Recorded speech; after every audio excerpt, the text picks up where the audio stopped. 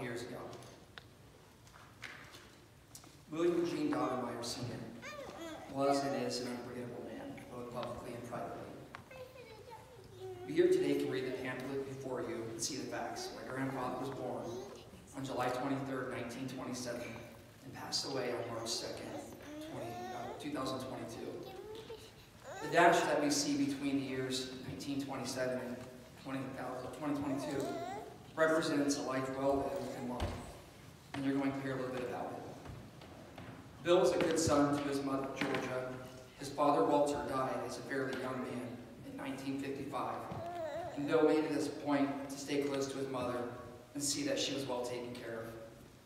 As the oldest of 5 children, he also stayed in close contact with his 3 brothers, Tom, David, and John, as well as his younger sister, Suzanne. Bill and his family often got together with his siblings' families, so he was very fond of all of his nieces and nephews. And he especially enjoyed the early Daubenmire family reunions that were held at Derby Downs out on the BIS Road, not far from his own family home, where his extended family would meet up on Father's Day each year for some mighty fine home cooking anchored by my grandma's deviled eggs and a lot of very tall storytelling. The Daubenmires were and still are expert at both food and tall tales. The women there had plenty to chat about as they compared notes about their husbands and children that ran crazy all over the ample grounds and up onto the Derby track. Bill would gather at a distance to talk amongst themselves with his brothers and other men while keeping an eye on the festivities. That's what being a part of the Daubenmire clan was all about, and Bill, being the oldest, took the lead. As a young man, he had met my grandma, Betty Jean Tisdale. She was only 15 years old when he set his sights on her, and within a couple of years, they were married, starting a family. They went on to have 5 children: Karen, Bill, my father Rick, Mike, and Kristen. What ensued can only be called a rambunctious family who lived and loved mightily. A family that has, in my opinion, spawned a dynasty. Bill loved his in-laws, Mabel and Denny Tisdale, as much as he loved his own mother and father. My grandpa's life work was a testament of service, of country and community, and as soon as he was old enough, he enlisted and served in the U.S. Navy and upon a naval ship during World War II. He was the last living member of the 500-plus crew, and when he came back from duty, he made a beeline to marry my grandmother, Betty Jean. And he did clear it with his parents first, and that was the start of the previously mentioned Daubenmire dynasty. Now, anybody that knew my grandfather knew no matter what he tackled, he took charge, and he didn't allow any slacking. For example, Grandpa, as you all know, maintained a gorgeous array of plants and flowers around his home. And every spring, he would load up on red geraniums and companion plants and fill the many patio pots and flower beds around his home. When he was young, or when his kids were young rather, they were each issued a bucket of water in a cup. Each flower had to be drenched with a cup of water every day without fail. Now, my dad and uncles may have rushed through the job, but you can be sure it got done. Personally, I'm convinced that he measured every blade of grass after mowing to ensure consistency across the acres. As a young father, Grandpa worked his way up at North American Rockwell Corporation. He managed a crew at the plant and helped build aircraft, as was instrumental to the country's defense. A lot of the work that he did involved classified information that was specific to the Vietnam War, the U.S. Navy, and U.S. Marine Corps. However, after the war efforts slowed down, program cuts caused the plant where Grandpa worked to close. But as you can guess, Grandpa didn't slow down.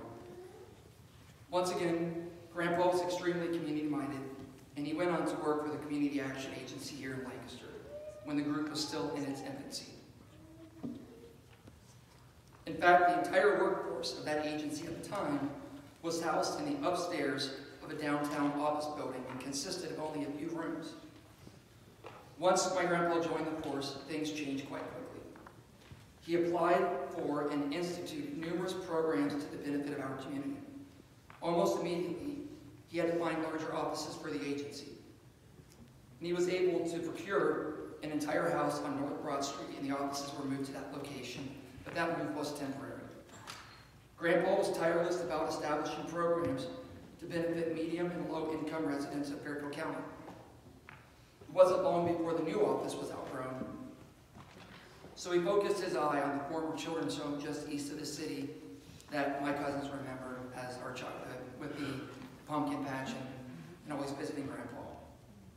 It was sitting vacant, needed a lot of work at the time, but he had the vision to see that it could house the agency for the future, and it was not an easy task. All of the legwork and paperwork involved cost, and my grandfather suffered a lot of overtime in addition to his regular work. He was relentless in expanding the community service. In fact, during the process, he developed chest pains and found himself in the hospital. Doctors urged Grandpa to take it easier, but he wouldn't hear of it. He was also a sensible man, and true to his nature, he took charge of his health so he could continue his work at his former pace. So Grandpa decided to eat healthier, insisted on salad for lunch most days. He bought an exercise bike and started every single morning with a ride of 10 miles. That drove my grandma, Betty, badly, but Bill was never one to quit anything he started. So not only did he ride the bike every morning, he rode it another 10 miles each evening just for good measure. Grandma would retreat upstairs to make supper, or maybe have been at work, but I'm told that she always was grateful from the noise of that bike when she left. Grandpa didn't let up until he wore the bike out entirely. Then he got another one, and he wore it out. So then he got another one. And he rode until, as the pastor mentioned, he had assessed more than 300,000 miles. You heard that right, 300,000 miles. The journey shows what a dedicated, responsible man my grandfather was. And he liked to always say that he had ridden around the earth an incredible 6 times. It seemed to serve him well, and maybe we should take that into consideration as we grow older ourselves. Meanwhile, over the next years, he grew Community Action Agency at the former children's home to new heights. He was instrumental in providing job programs, early childhood training, food pantries, heating assistance, affordable housing, home weatherization, recycling, litter prevention, and so much more. There's simply no way to measure how many people have been helped through these programs. Today, you can go to the Community Action website and see their mission is to bring federal, state, local, and private resources to enable low-income families and individuals to become self-sufficient. But what you will not see is the role that my grandfather played in making that happen. He had been retired from Community Action for a number of years now, and as we all know, times move forward no matter what. My grandfather is part of the Community Action history, but his legacy is not recorded there to remember. He was never one to want the attention of his actions that they had garnered, but you will hear today the role that he played and how important he was and will continue to be in as these programs continue. Please always remember what an unforgettable figure he was in our community, just as our family will remember how unforgettable he was in our life. I want to take a short break and read some things that I wrote over the past couple of days. I think the pastor may have saw what I had to speak or say here because he pretty much hit all the topics, and I guess he's pretty good at what he does. I picked this for a living.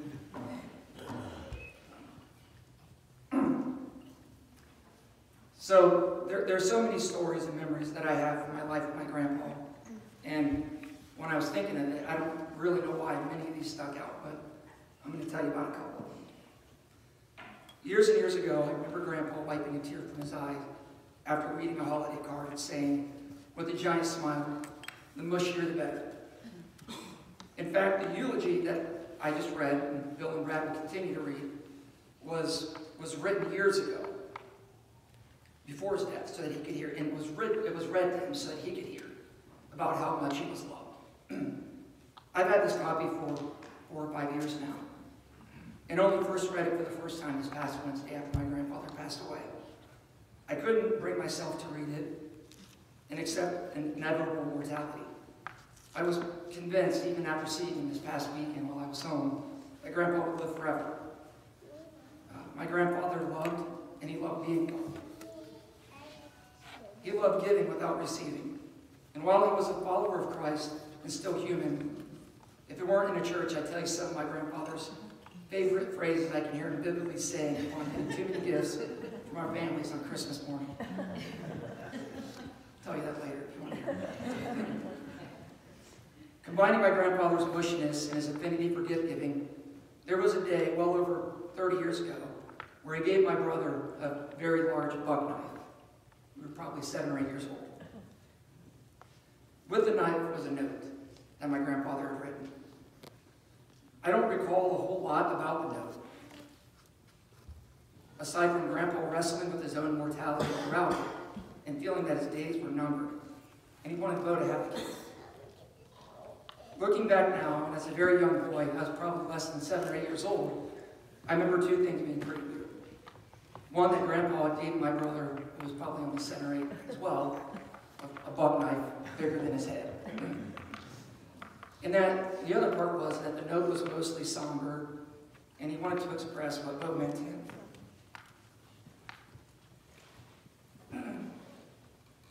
That was the thing about Grandpa, though. When he gave, he wanted you to know that he loved you, and you had to know all the details. Around the same time, he had also given my brother this old pea green label maker. This was the old-fashioned kind where he had to actually physically squeeze and push to make the imprinted letter come through the plastic sticker to make a label. Bo couldn't have been any more excited, and he got to making labels right away all over our house. The first label that he made was one that read, "Not a toy." He directed that towards me. Given Grandpa's meticulousness, I'm sure he approved. As we grew older, the gifts continued and became more sentimental. Bo ended up with Grandpa's cherished 410 shotgun, the one that we all know that hung on the wall in his basement. Both Bo and the cats around Grandpa's property were glad to see that shotgun change hands. If you read the obituary, you read a part that mentioned just how dapper Grandpa was. That was an understatement. Picture you can see here. His suits, gold rings, large medallion necklaces, they were just part of the package. There were no coincidences in his consistency and appearance. It was all part of his plan. On one of his annual trips to St. Martin with my uncle and his brothers, he purchased this large gold diamond center set ring that you see. Years later, he wanted me to have this ring. While it's necessarily not my style, you can bet that it was on my finger every time that I visited my grandfather. It was the first thing I packed on Wednesday when I booked my flight to come back home. He also gave Bill and Brad their very own rings that held meanings to him and rationale as to why he wanted Bill and Brad to have them. I'm not going to name any names, but there was one trip where one of the two forgot to wear their ring on a visit to Grandpa. From that day on, Bill, Brad, and myself would always remind each other with a friendly text message to not forget your ring. Which is why it makes sense for everyone here, from this day forward, to refer to Bill, Brad, and myself as Lord of the Rings. So I'll leave you with this. The picture you see here, first thing I thought of when I read his obit. And it's one from my wedding. When I'm sitting in the Denver airport to fly home, I sent it to Office Snacks here in Lancaster and asked if they would print it. And they sent it on, and they called me right away, and they said, "I think you got the wrong picture. It's only half his body." I said, "No, that's the right picture." This is a photo from my wedding in Jacksonville, Wyoming. Not an easy place to get to. If you've ever been, if you've never been, it won't be an easy place to get to. But Grandpa was there. And the only person at the ceremony that could have shown up my wife was my grandpa. As you can see, he wore a white blazer, fire engine red pants, and white loafers. Not a single one of us in this church could come close to pulling it off. Grandpa did, and he don't know. In closing, if you remember anything about my grandfather, remember anything about my grandfather, remember this. He loved to give, and yes, it was dapper in his own right, but above all else, he loved.